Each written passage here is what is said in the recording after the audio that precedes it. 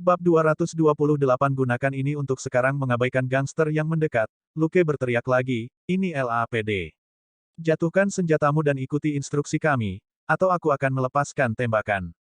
Provokasinya membuat mereka gusar lagi, dan mereka mengutuk dan berteriak sekali lagi. Pada saat itu, selusin orang lagi berlari keluar dari bungalow, dan beberapa dari mereka sangat senang. Ah, polisi, pergi ke neraka. Bang, bang, bang, bang. Salah satu dari mereka mengangkat senjatanya dan menembak Luke. Terkesan oleh betapa beraninya dia, rekan-rekan pria itu mengangkat senjata mereka dan menembak Luke juga. Terganggu oleh Luke, tidak ada yang memperhatikan bahwa Selina telah memindahkan Nona Jenny ke mobil mereka 30 meter jauhnya. Selina juga berbicara di interkom polisi. Kami diserang oleh sekelompok preman bersenjata. Ada lebih dari 30 dari mereka. Kami membutuhkan cadangan. Ulangi, kami butuh cadangan. Duduk di kursi belakang, Miss Jenny mengamati pertempuran melalui kaca depan dengan ketakutan. Setelah Selina selesai, Jenny akhirnya bertanya dengan suara gemetar, kamu tidak akan membantu pasanganmu. Selina tidak memandangnya, tetapi hanya mengamati sekeliling mereka dengan kamera di mobil. Luke sendiri yang memasang kamera itu. Ada 12 dari mereka di kiri, kanan, atas dan bawah mobil, tanpa meninggalkan sudut buta. Kacanya juga anti peluru, dan bagian-bagian penting mobil memiliki lapisan anti peluru ganda. Luke telah memodifikasi mesinnya menggunakan kemampuan Bell dan Tony Stark, jika tidak maka tidak akan bisa menggerakkan mobil anti peluru ini. Jadi, tidak ada alasan bagi Selina untuk keluar. Dia sekarang berada di kursi pengemudi. Jika ada yang salah, mobil ini sendiri akan menjadi senjata hebat yang bisa membunuh banyak orang saat cukup cepat, itu akan jauh lebih efektif daripada menembak. Juga, sinyal Luke menunjukkan bahwa dia tidak membutuhkan bantuannya untuk saat ini. Luke sudah menyelinap pergi dari SUV Ford. Menurut tes sederhana yang dia lakukan pagi itu, kekuatannya sekarang 12 kali lipat dari orang biasa. Bersama dengan dexterity-nya, yang 4 kali lipat dari orang biasa, dia mampu berlari sejauh 20 meter dalam 2 detik. Mengamati lingkungan sejenak, dia memastikan bahwa dia aman dengan hidung tajamnya. Dia memilih beberapa kemungkinan lokasi untuk berlindung, lalu mengangkat senjatanya. Bang, bang, dua orang yang sibuk menembak dan berteriak menangis dan ambruk dengan peluru di kakinya. Para gangster WD-36 tercengang, tanpa tahu apa yang terjadi. Bagaimana anak laki-laki itu menembak orang-orang mereka ketika dia bersembunyi di balik mobil. Luke mengeluarkan cermin dan melihat ke dalamnya. Dia terkejut bahwa tidak ada gangster yang menghadap ke arahnya. Dia menjulurkan kepalanya lagi. Bang, bang, dua gangster lain menjerit dan jatuh, mencengkeram kaki mereka. Jika dia memiliki naluri penembak super, dia tidak perlu membidik sama sekali, dan akan mampu mengenai beberapa target menggunakan reaksi naluriah dari tubuhnya. Tapi naluri hanya bisa dipupuk dengan bakat dan pengalaman. Luke memiliki cukup kekuatan dan ketangkasan, tetapi dia tidak memiliki pengalaman. Dengan mengingat hal itu, mungkin lebih baik baginya untuk menambahkan 20 ke kekuatan mental. Untuk mengaktifkan sejumlah kemampuan super, itu adalah prasyarat bahwa semua atribut dasarnya mencapai 20. Physical outburst dan curve shooting dari penembak wanita Rebecca, misalnya, menuntut 20 mental strength sebagai prasyarat. Dia harus naik level dan meningkatkan kekuatan mentalnya. Lagi pula, dia hanya membutuhkan satu level untuk itu. Memikirkan itu, Luke menatap gangster WD-36 yang bingung. Terakhir kali, dia membunuh komandan ketiga geng. Bisakah dia melenyapkan dua pemimpin teratas geng dalam pencarian ini untuk menuai pengalaman? Dengan begitu, kasus yang Elsa berikan padanya bisa ditutup. Lagi pula, jika WD-36 hancur total, ia tidak akan bisa menjual ganja di Beverly Hills lagi. Saat pikirannya melintas di benaknya, Luke melihat anggota geng di cerminnya, dan menjulurkan kepalanya lagi ketika tidak ada yang menatapnya. Bang, bang, ah. Kali ini, bukan hanya korban tembakannya, tapi beberapa gangster lain yang lebih beringas juga ikut berteriak sebelum kabur.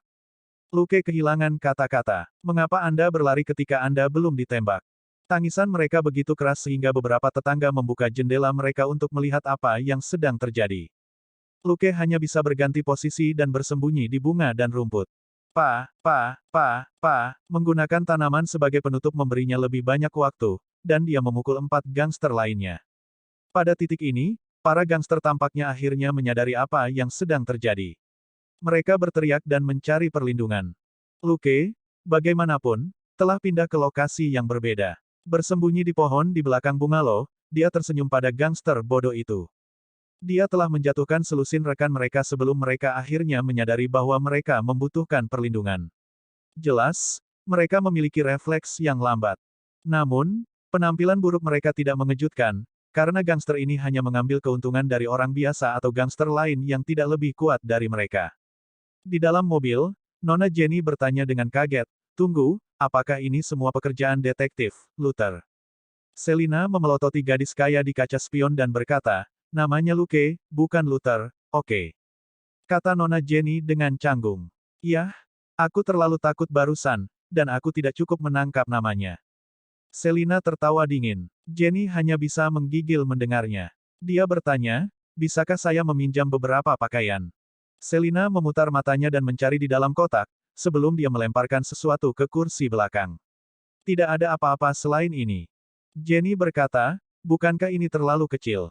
Apa yang diberikan Selina padanya adalah handuk biasa yang panjangnya 50 cm dan lebarnya 20 cm, paling banyak hanya bisa berfungsi sebagai rok pendek.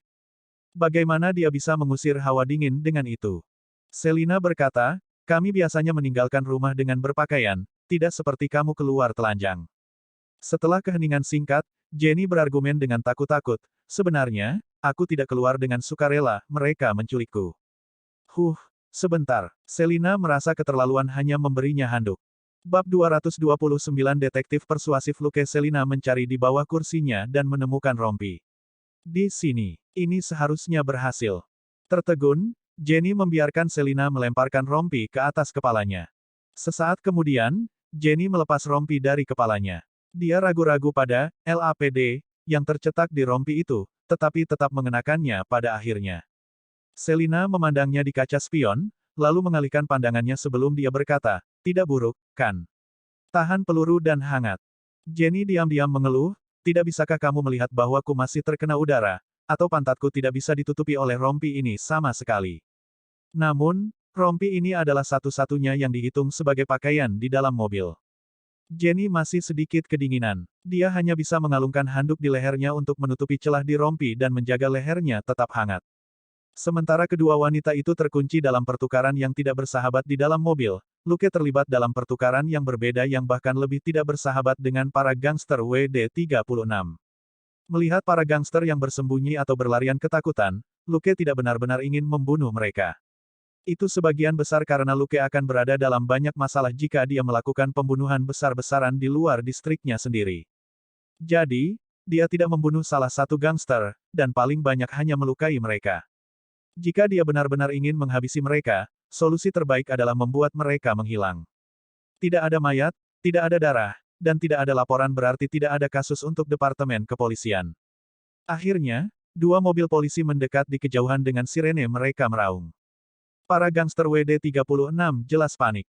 Beberapa dari mereka melarikan diri, dan mereka yang tinggal di belakang juga mencari tempat untuk bersembunyi. Namun, selalu ada orang yang berpikir berbeda dari orang lain. Ketika dua mobil polisi itu berjarak belasan meter, beberapa gangster mulai menembaki mereka. Kedua mobil polisi itu buru-buru menepi. Petugas segera keluar dan berteriak, "LAPD. Anda dikelilingi. Jatuhkan senjatamu dan turun ke tanah." Tentu saja, tidak ada yang mematuhi mereka, tetapi 4 petugas dari mobil polisi mengangkat senjata mereka dan mulai menembaki para gangster 2 detik setelah peringatan. Jelas, mereka tidak bersungguh-sungguh. Luke menyaksikan pertunjukan dari atap gedung lain yang lebih jauh. Sekarang setelah petugas polisi lain datang, dia tidak ingin mengambil tindakan lagi. Semua yang dilakukan Luke setelah memastikan penculikan Jenny dilakukan dengan sengaja. Setelah melukai selusin gangster, dia membiarkan petugas cadangan mengurus sisanya. Setiap petugas yang ingin mengklaim kredit kemudian akan mengatakan bahwa merekalah yang telah melukai para gangster, jadi Luke tidak akan bertanggung jawab penuh atas semuanya. Beberapa menit kemudian, lebih banyak sirene bergema di udara, dan selusin mobil polisi berhenti dan mengepung seluruh area. Luke tahu bahwa ini hampir berakhir. Ada 30 petugas di sini, dan hanya segelintir gangster WD-36, yang terakhir tidak akan bisa bertahan lama. Juga, semakin lama mereka melawan, semakin berat hukuman mereka. Luke menyelinap kembali ke mobilnya dan masuk ke kursi penumpang, sebelum dia tersenyum pada wanita yang menggigil di kursi belakang. "Halo, Nona Gwenis, suatu kehormatan bertemu dengan Anda lagi." Dengan ekspresi rumit, Jenny berkata, senang bertemu denganmu juga, Detektif Luke. Luke berkata, bisakah Anda memberitahu kami apa yang terjadi hari ini? Jenny tampaknya terlalu malu untuk berbicara. Luke menggelengkan kepalanya dan berkata, Jenny, lihat, aku tidak membacakanmu peringatan Miranda, ini bukan interogasi, tapi hanya obrolan pribadi. Tidak ada yang Anda katakan di sini akan direkam. Kami hanya mencoba mencari tahu akar penyebab semuanya. Lagi pula, 10 dari gangster itu sudah turun, dan kita perlu penjelasan. Petik 2. Jenny ragu-ragu sejenak, tetapi akhirnya mengakui situasi dasarnya. Masalahnya tidak rumit sama sekali. Dia ingin membeli ganja, dan membuat kesepakatan dengan orang-orang WD-36 di pintu belakang, tapi mereka tiba-tiba menculiknya kali ini. Merasa aneh, Luke bertanya, Anda adalah klien tetap, kenapa mereka menculikmu? Jenny adalah pelanggan setia, dan tidak segan-segan membayar. Jika tebakan Luke benar, pon ganja yang dikirim ke Sirah sebenarnya adalah pesanan Nona Jenny, hanya saja dikirim ke tempat yang salah. 1 pon rumput liar itu telah dijual 3 kali lipat dari harga pasar. Jika Nona Jenny begitu murah hati, mengapa mereka menculiknya? Bukan hal yang cerdas untuk bermain-main dengan orang kaya, terutama taipan berpengaruh seperti ayah Jenny. Namun Jenny kembali terdiam. Selina menikmati drama itu. Melihat bahwa itu tidak akan berlanjut, dia memutar matanya dan memberi isyarat pada Luke. Lukas berpikir sejenak. Dia kemudian turun dari mobil untuk masuk ke kursi belakang. Setelah itu, dia melepas mantelnya dan menutupi gadis malang yang menggigil itu dengannya. Apakah Anda merasa lebih baik sekarang? Kepalanya menunduk, Jenny terdiam, tapi dia tiba-tiba melemparkan dirinya ke dalam pelukannya dan menangis. Selina terus menikmati drama. Luke mendengus dan dengan lembut membelai punggung Jenny. Itu adalah trik untuk menenangkan seseorang, mirip dengan membelai kucing atau anjing. Segera, ratapan Jenny berubah menjadi isak tangis. Luke mengambil sekotak tisu dari Selina dan memberikannya kepada Jenny. Di sana, Anda aman. Sekarang, dia terdengar lembut dan tenang, seperti bariton pembawa acara radio tengah malam. Jenny menangis begitu keras sehingga dia tidak bisa berhenti cegukan. Dia menerima tisu dan menyeka air matanya. Sesaat kemudian, dia akhirnya berkata dengan murung, setelah ayahku mengetahui tentang hal itu terakhir kali, dia mengganti penjaga keamananku dan menyuruh mereka untuk mengawasiku. Tapi saya tidak tahan lagi, dan menghubungi geng untuk membeli ganja. Untuk menghindari penjaga keamanan baru, saya berpura-pura tidur sebelum menyelinap ke pintu belakang. Luke dan Selina saling berpandangan, keduanya geli. Ini hampir seperti Anda ingin sesuatu terjadi pada Anda. Dengan kepala tertunduk, Jenny tidak melihat ekspresi mereka. Sambil terisak, dia melanjutkan, tetapi saya tidak mengenal orang yang datang ke rumah saya.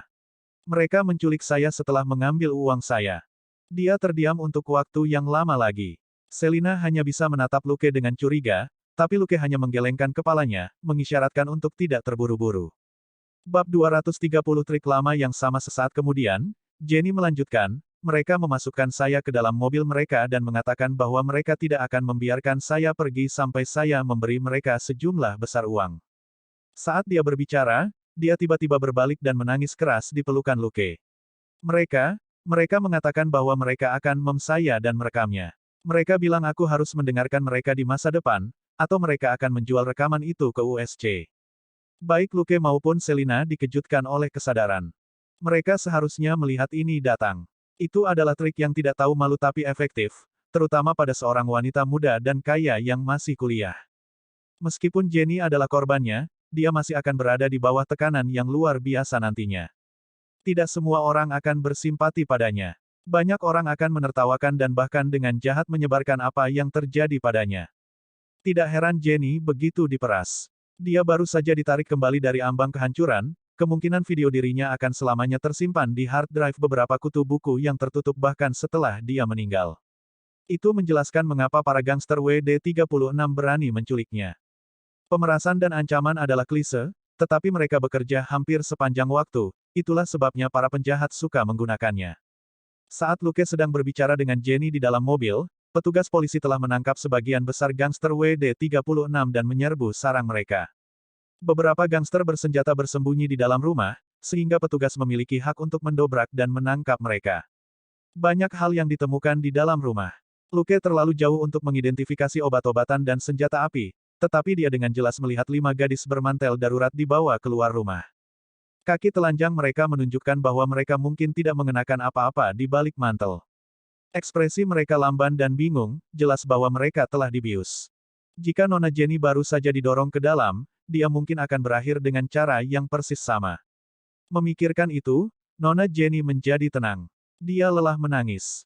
Luke menyuruh Selina untuk mengurus sisanya. Sebagian besar, mereka perlu memberitahu Direktur Departemen Kepolisian setempat apa yang memulai baku tembak dan tentang luka-luka yang diderita oleh selusin gangster sial yang telah dikalahkan Luke. Mendengar bahwa kedua detektif itu telah membersihkan selusin gangster, direktur itu curiga, tetapi tidak mengatakan apa-apa. Pasti akan ada penyelidikan nanti, karena ini adalah kasus besar di mana lebih dari 30 gangster di depan umum dan dengan keras menolak penangkapan. Barang-barang ilegal dan 6 gadis di bungalow juga mengejutkan. Kasus ini pasti akan diselidiki secara menyeluruh. Selina berbicara dengan direktur selama hampir 1 jam dan menyelesaikan semua dokumen yang diperlukan, sebelum akhirnya dia kembali ke mobil. Melihat 2 orang di kursi belakang, dia berkata dengan marah, "Hei, Nona Gwenis, tidakkah Anda pikir sudah waktunya Anda melepaskan pasangan saya? Dia masih laki-laki." Jenny merasa jauh lebih baik. Di luar terlalu berisik baginya untuk tidur, tetapi dia tidak ingin meninggalkan pelukan Luke. Setelah memeluk Luke untuk waktu yang lama, dia bodoh jika tidak merasakan otot-ototnya. Dia bahkan dengan santai mengukur otot-otot itu dengan tangannya.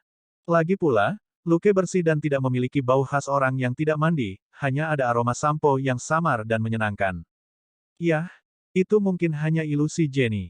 Tapi tentu saja, dia lebih suka dihibur dalam pelukan pria tampan yang cerah daripada ditawan oleh 4 gangster yang berbau busuk.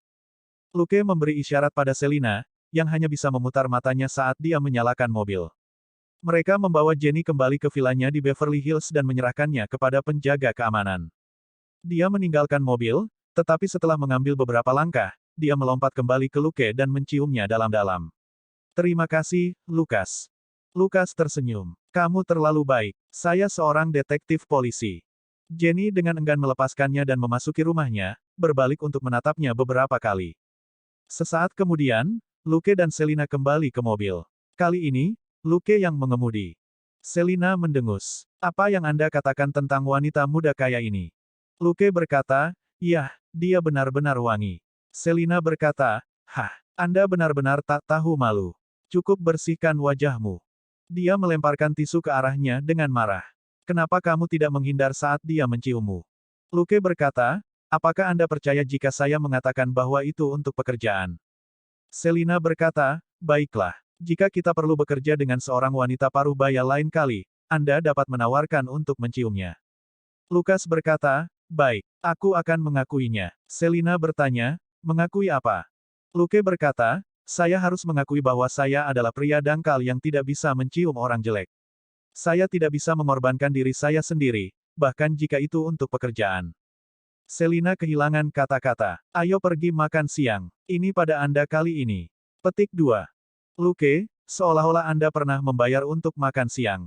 Mereka pergi ke restoran Michelin bintang 3. Luke punya banyak uang yang sah sekarang, jadi dia bisa menjadi lebih boros. Di tengah makan siang yang mahal, Elsa memanggilnya. "Kamu ada di mana? Kenapa kamu belum kembali?" Luke berkata, "Kami sedang makan siang. Kami bekerja sangat keras di pagi hari. Kami kelaparan." Elsa berkata, "Kembalilah segera setelah kamu selesai. Apa yang Anda lakukan cukup besar." Petik 2. Lukas berkata, "Baiklah. Apakah Anda ingin saya mengemas beberapa makanan untuk Anda, bos?" Petik 2. Elsa berkata, "Kau tahu apa yang harus dilakukan," sebelum dia menutup telepon. Luke terkekeh. Dia pasti tahu apa yang harus dilakukan. Setelah panggilan telepon, mereka tidak bisa meluangkan waktu untuk menikmati makan siang lagi. Mereka menghabiskan makanan lezat itu secepat mungkin dan mengemasi makanan yang telah mereka pesan sebelumnya, lalu membayar tagihan dan pergi. Di dalam mobil, Selina mengeluh, "Kita harus pergi ke tempat lain lain kali. Makanan di sini mahal dan porsinya kecil." Luke bertanya, "Rasanya tidak enak?" Selina ragu-ragu sejenak. "Enak? Tapi apa kamu tidak ingin merasa kenyang setelah makan siang? Juga, sesuatu yang enak dan berminyak akan enak, aku masih lapar setelah makan." Lukas mendapatkannya. "Aku akan mengajakmu makan siumai lain kali." Selina bertanya, "Apa itu siumai?" Luke berkata, "Ini adalah daging goreng, panggang, dan panggang yang saya jamin berminyak dan berminyak." Bab 231 Benda keras, hitam, tebal, dan panjang. Selina mengangguk puas. Itulah yang saya inginkan. Mari kita makan malam ini. Lukas berkata, tidak masalah. Menenangkan rekannya dengan makanan, Luke mengendarai mobil ke tempat parkir departemen kepolisian. Mereka pergi ke kantor Elsa dan memberinya sekotak makanan yang telah mereka kemas.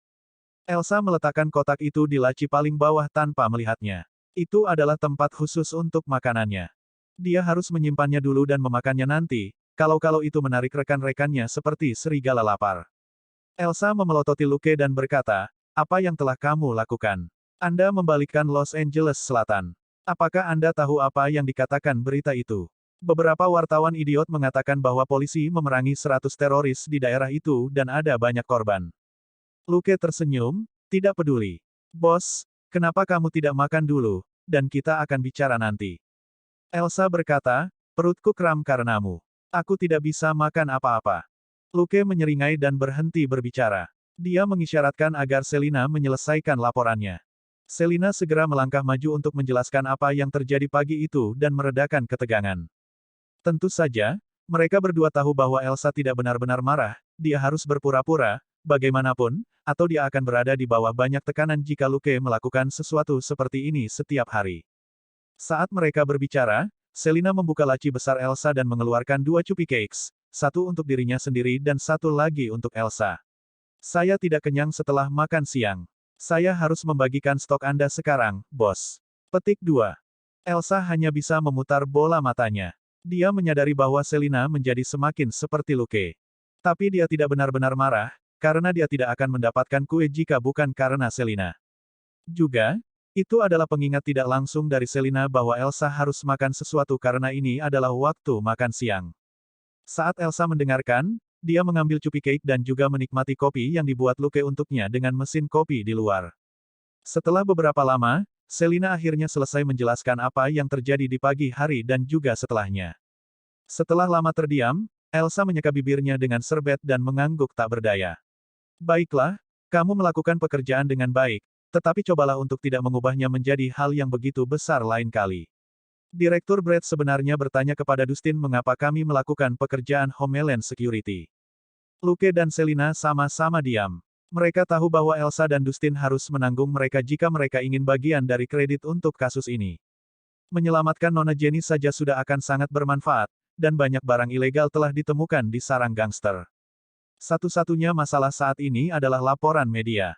Setelah Departemen Kepolisian mengetahui segalanya dan memastikan bahwa itu adalah pencapaian dan bukan kesalahan, itu bisa mengadakan konferensi pers, dan sikap media akan berubah. Elsa berhenti bersikap dingin terhadap Luke dan Selina.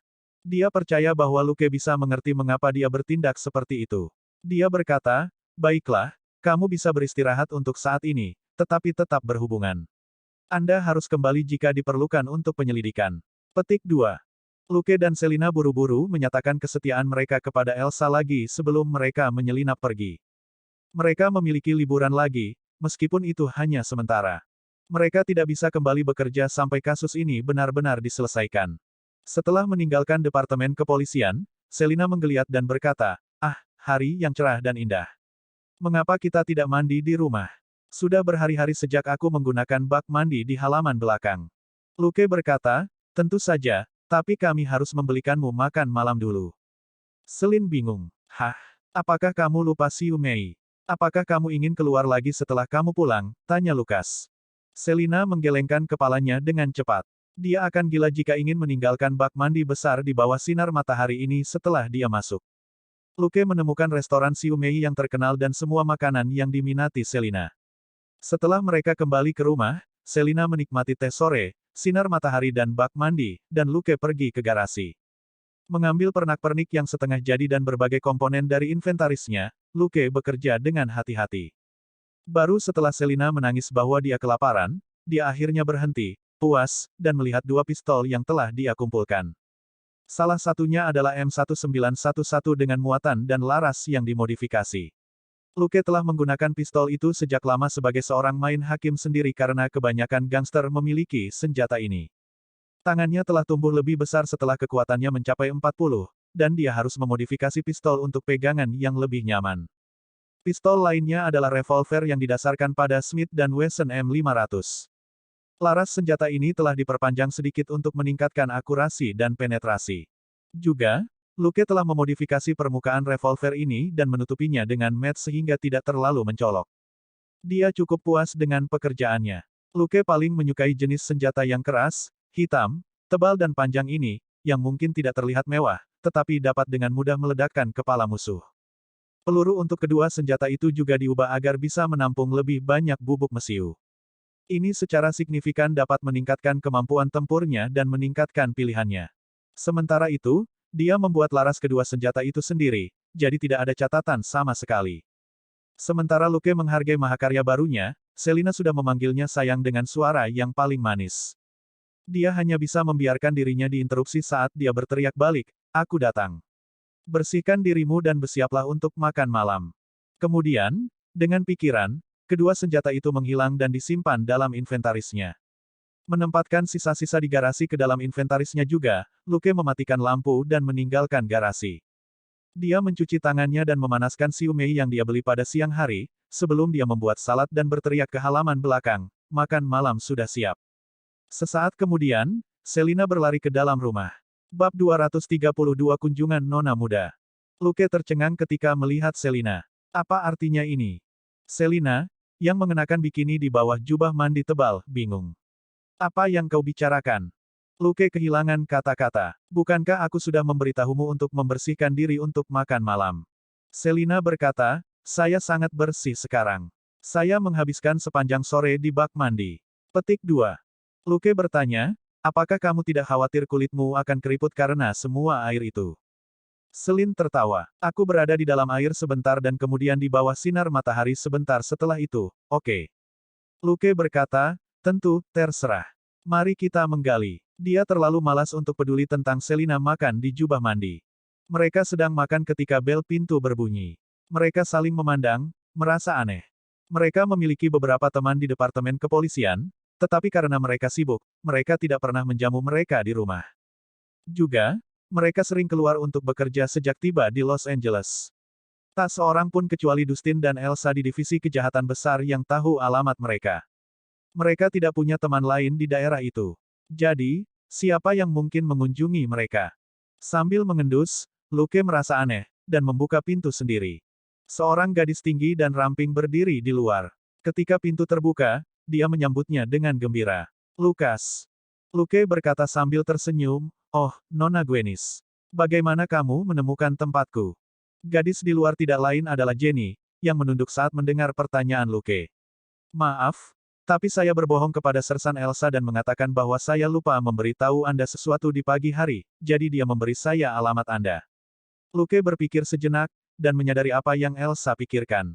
Jenny adalah gadis dari keluarga kaya, tetapi latar belakang keluarganya tidak terlalu rumit. Sebenarnya, dia harus berterima kasih kepada Elsa.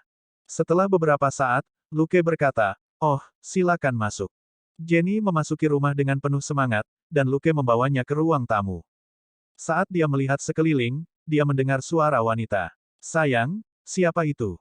Tertegun, Jenny menoleh, hanya untuk melihat seorang gadis cantik dalam jubah mandi mengunyah kaki angsa panggang yang berminyak. Saat mereka saling memandang, gadis di jubah mandi merobek sepotong besar daging dari kaki angsa.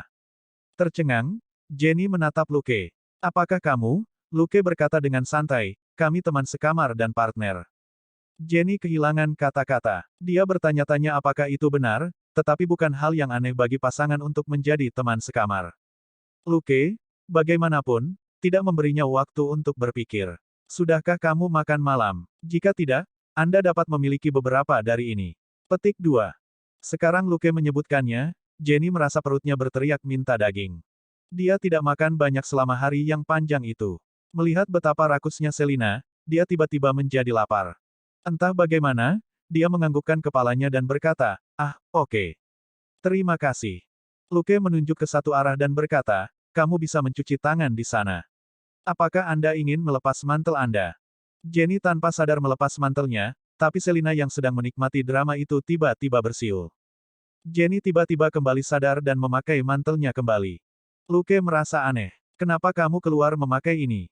"Baru saja, Dia melihat dengan sangat jelas bahwa gadis ini hanya mengenakan baju tidur tipis di bawah mantel tebalnya. Itu tidak sama dengan yang dia kenakan di pagi hari, tapi itu sama menawannya. Jenny menundukkan kepalanya. Aku bertengkar dengan ayahku. Tentu saja, Luke tahu lebih baik daripada bertanya lebih jauh. Haruskah aku membawakanmu pakaian? Terima kasih. Jenny mengangguk. Luke berkata, cuci tanganmu dulu. Aku akan mengambilkanmu beberapa pakaian. Jenny dengan patuh pergi ke kamar mandi. Luke memberi isyarat pada Selina, sebuah pertanyaan di matanya, tetapi Selina dengan cepat menggelengkan kepalanya. Luke mengangkat bahu dan pergi ke kamarnya, di mana dia menemukan t-shirt tebal. Ketika Luke kembali, Jenny sedang menyeka tangannya. Dia tanpa sadar berdiri tegak lagi. Luke memberikan t-shirt itu padanya sambil tersenyum.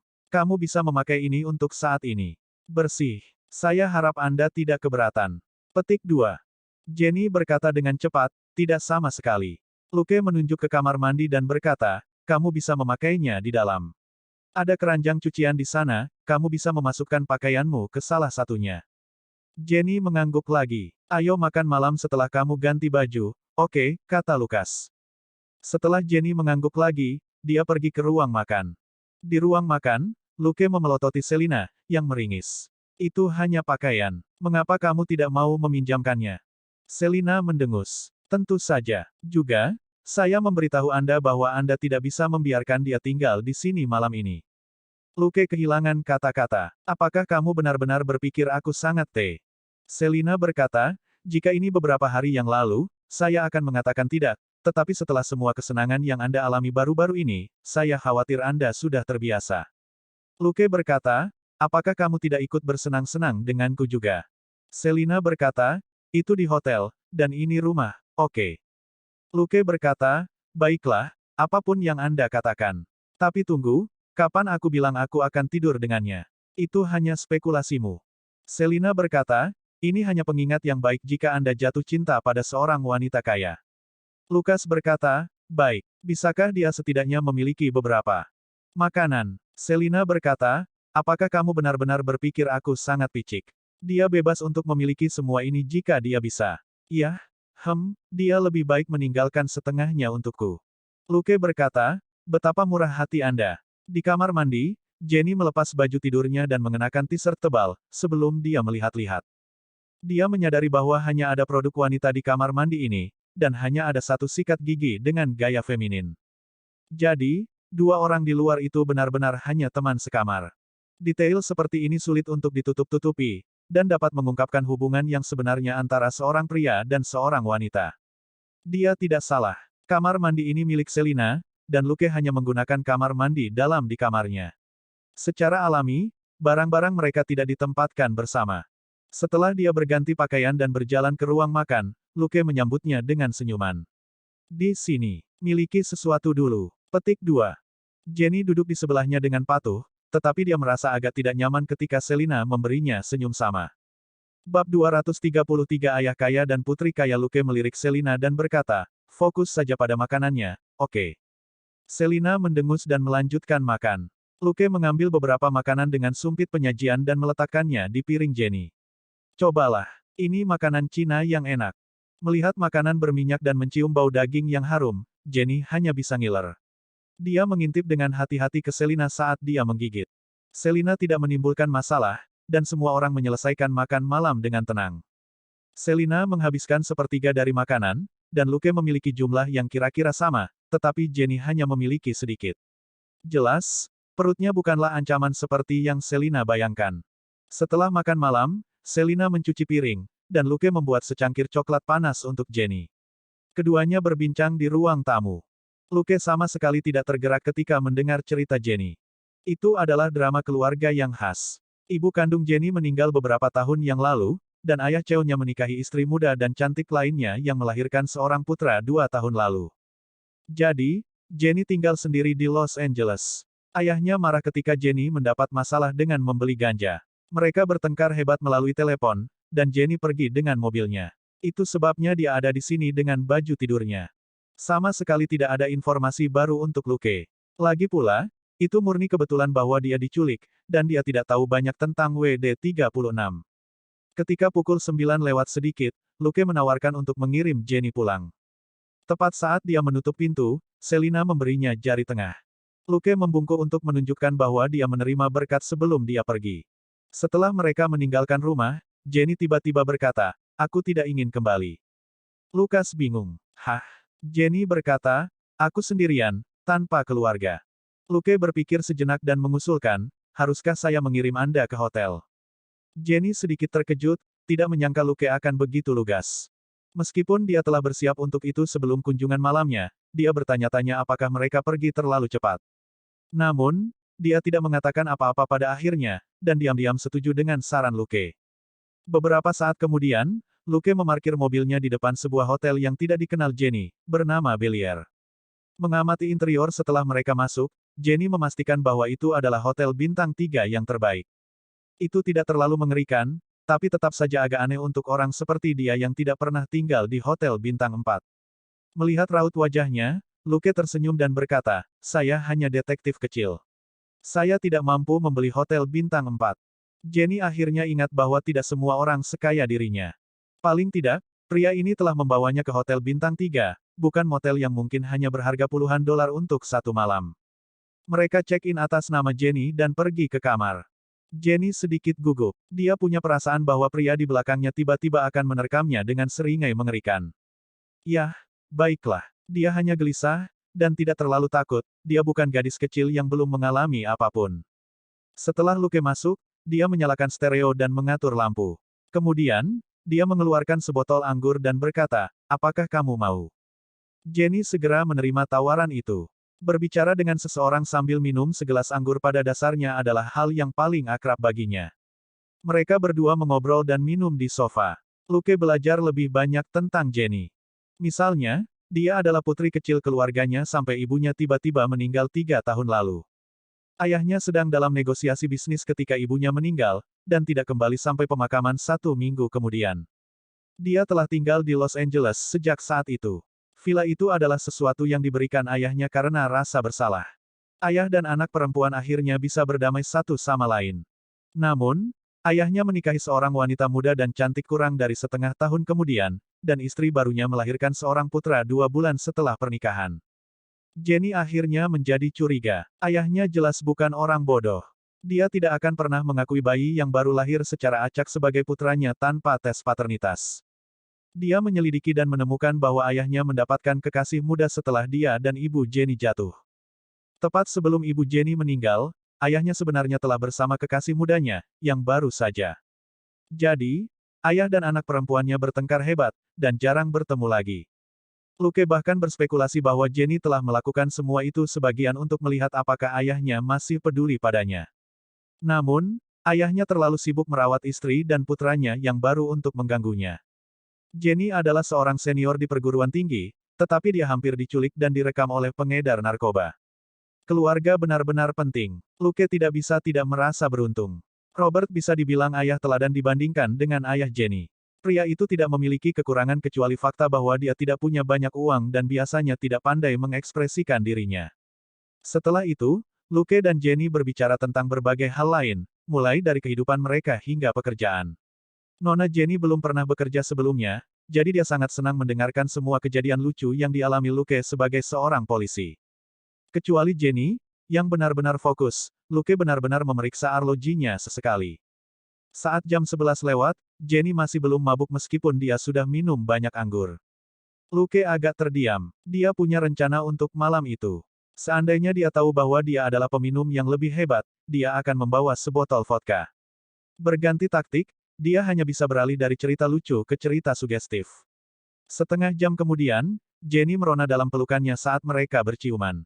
Dia merah bukan karena dia pemalu, tetapi murni karena alkohol. Tangan Luke bergerak ke tempat yang tidak bisa dilihat Jenny. Memutar-mutar anggur di gelas, dia kemudian memberikannya kepada Jenny, yang sudah setengah mabuk.